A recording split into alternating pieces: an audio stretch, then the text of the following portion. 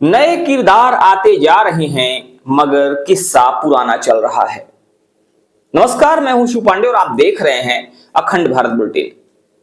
एक समय था जब उत्तर प्रदेश में समाजवादी पार्टी की सरकार थी।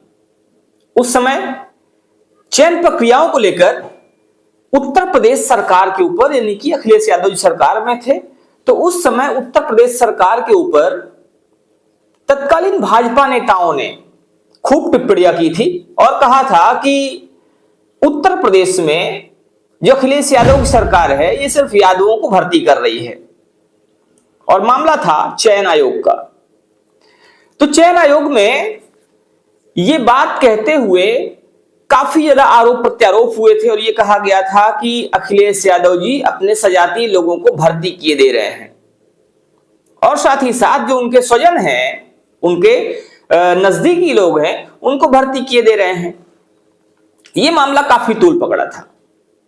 लेकिन वर्तमान में कुछ ऐसा ही मामला एक बार फिर से देखने को मिल रहा है मध्य प्रदेश में। हालांकि यहां पर जातिगत कोई बात नहीं है, लेकिन जो यहां पर दिखाई दे रहा है, जो चीजें दिखाई दे रही हैं, वो चीजें कहीं ना कहीं बड़ा प्रश्न चिन्ह खड़ा करती हैं।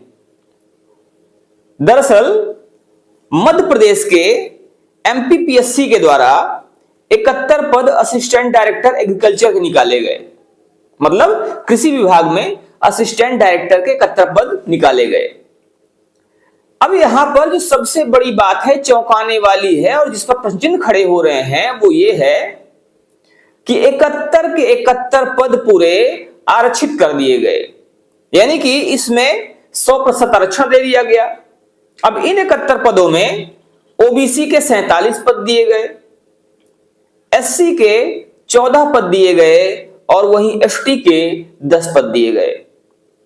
कुल मिलाकर अगर तीनों को मिला दिया जाए तो 71 हो रहे हैं।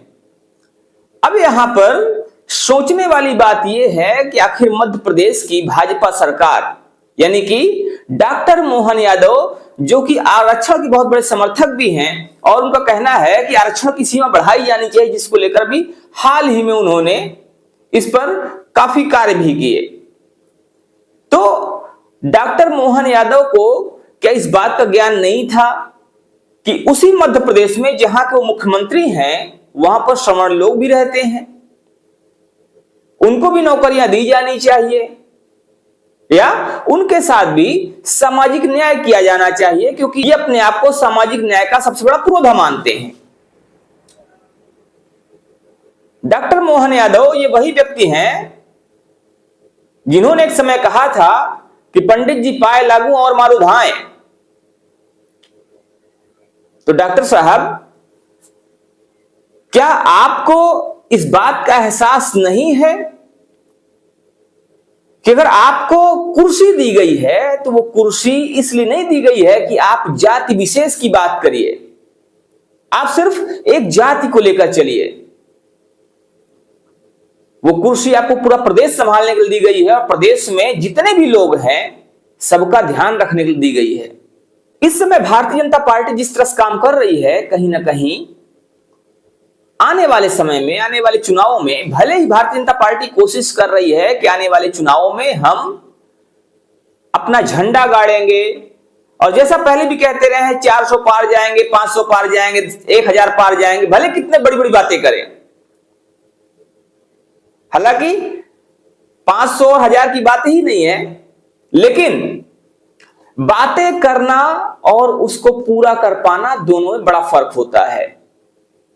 भारतीय जनता पार्टी दावे कितना भी करे, लेकिन जिस तरह से इनकी कार्यशैली देखी जा रही है, आने वाले समय में इनको इसका बहुत बड़ा नुकसान उठाना पड़ सकता है। क्योंकि राजा का कर्तव्य यह नहीं होता है कि वो किसी के साथ भेदभाव करे। राजा का कर्तव्य यह होता है कि वो सभी के साथ समानता का बर्ताव करे। और जैसा पहले भी देखा गया है कि मोदी जी को एक बार गुजरात के संबंध में, क्योंकि उस समय गुजरात के मुख्यमंत्री हुआ करते थे, तो गुजरात के संबंध में अटल बिहारी वाजपेयी ने नसीहत भी दी थी कि राजा के लिए प्रजा प्रजा होती है, प्रजा समान होती है और किसी के साथ भी कोई भेदभाव नहीं होना चाहिए।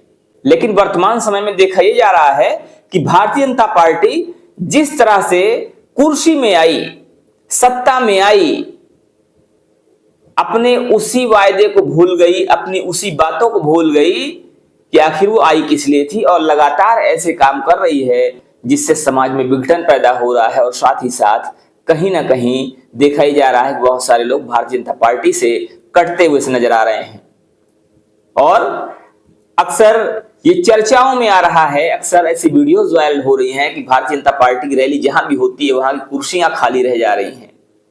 फिलहाल इस पर आपका क्या मानना है, आप भी हमें जरूर बताइएगा। बने रहिए हमारे साथ खबरों को अपडेट के लिए। जय हिंद।